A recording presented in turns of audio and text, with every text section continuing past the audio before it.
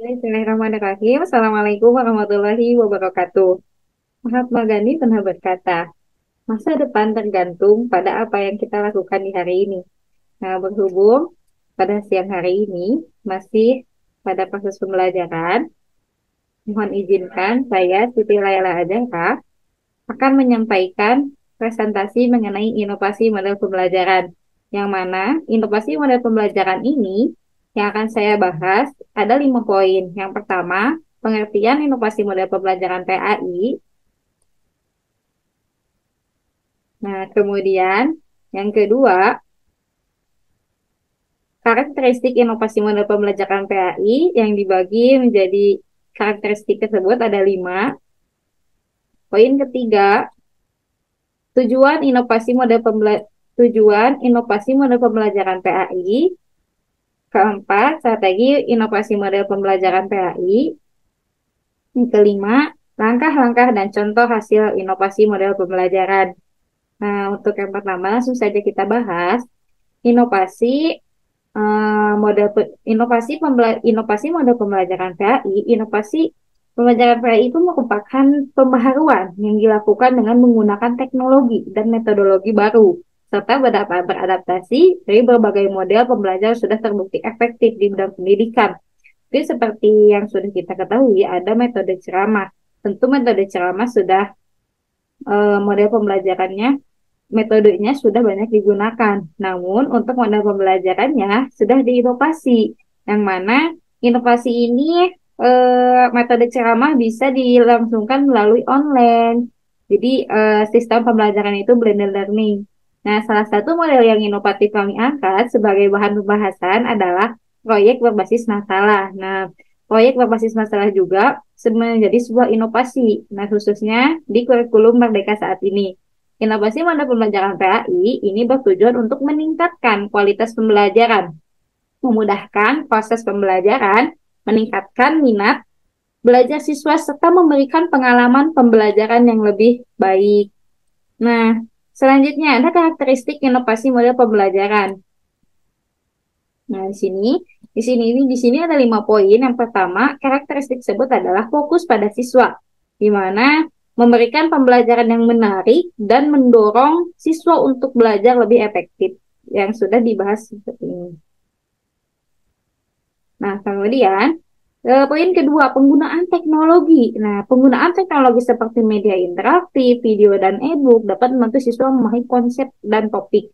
Ketiga, untuk memperkaya metode pembelajaran ini digunakan agar siswa memiliki pengalaman belajar yang berbeda dan memenuhi kebutuhannya. 4, berbasis kualifikasi. Maksud harus berbasis pengembangan kompetensi siswa. Keterampilan yang akan dikembangkan meliputi aspek kognitif, afektif, dan psikomotorik, dan yang terakhir terus berkembang. Kenapa harus berkembang? Harus berkembang dan meningkat dari waktu ke waktu. Inovasi yang harus selalu dievaluasi dan diperbaiki, serta diintegrasikan dengan inovasi baru yang dapat meningkatkan kualitas pembelajaran PAI. Itu 5 poin dari karakteristik inovasi model pembelajaran. Nah, tujuan inovasi model pembelajaran itu satu, untuk meningkatkan pemahaman siswa tentang pelajaran agama Islam. Oke, kedua, mengembangkan karakteristik siswa Muslim. Tiga, peningkatan kreativitas dan inovasi. Empat, meningkatkan kualitas pendidikan agama Islam secara menyeluruh. Nah, pada judul yang selanjutnya, pembahasan yang selanjutnya ada strategi inovasi model pembelajaran. Nah, ada 5 aspek utama yang sangat penting yang dapat dan harus dijadikan pedoman dalam pelaksanaan kegiatan belajar mengajar agar sesuai dengan harapan. Hal ini juga dapat digunakan sebagai strategi dalam menginovasi model pembelajaran PAI. Di antaranya dapat dijabarkan sebagai berikut. Yang pertama, belajar mengajar mengubah spesifikasi dan kompetensi perilaku yang diinginkan. 2, memilih metode belajar mengajar yang dianggap paling tepat dan efektif untuk mencapai tujuan. 3, memilih dan menentukan prosedur, metode, dan teknik belajar mengajar yang dianggap paling tepat dan efektif. Keempat, menetapkan standar atau kriteria keberhasilan agar guru dapat mengevaluasi keberhasilan tugas yang diselesaikan. Nah, eh, kemudian strategi dasar tersebut ini merupakan satu kesatuan yang koheren antara satu landasan dengan landasan lainnya, saling mendukung dan tidak dapat dipisahkan. Jadi beberapa strategi tersebut bisa mendukung untuk menginovasi model pembelajaran PAI.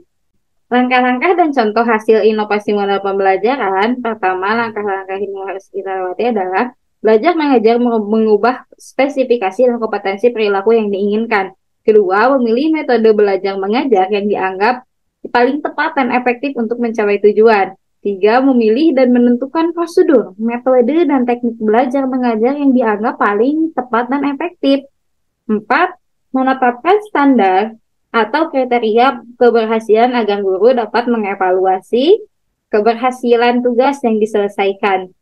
Kelima, strategi dasar tersebut merupakan satu kesatuan dan satu kesatuan yang koheren antara satu landasan dengan landasan lainnya, saling mendukung dan tidak dipisahkan.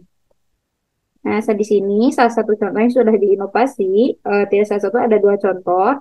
Yang tadi sudah saya sebutkan model pembelajaran blended learning, tapi di sini model blended learning. Terus yang kedua ada model project based learning. Kalau misalkan model project based learning, yaitu yang menekankan pada pemberian tugas, khususnya dalam bentuk project yang dapat mengarahkan siswa untuk mengalami proses.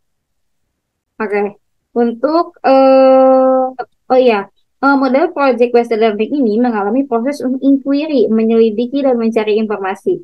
Baiklah, selanjutnya ada model blended learning. Blended learning adalah cara paling efektif untuk bisa melakukan transisi dan pertemuan kelas secara tatap muka. Misalkan saya di sini mengajar dengan metode online. Saya ada di sini, tapi siswa saya berada di rumahnya masing-masing. Maka bisa terjadi model blended learning, yaitu pembelajaran secara daring.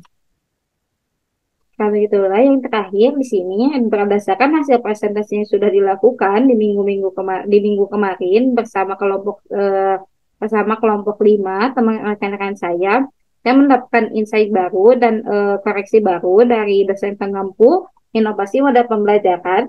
Yang pertama, untuk menginovasi itu ada rukun model yang bisa diperbaharui pertama. Yang harus diperbaharui itu dari yang pertama adalah teori. Teori ini diinovasi, kemudian langkah-langkah atau sintaks. Nah, langkah-langkah juga diperbaharui.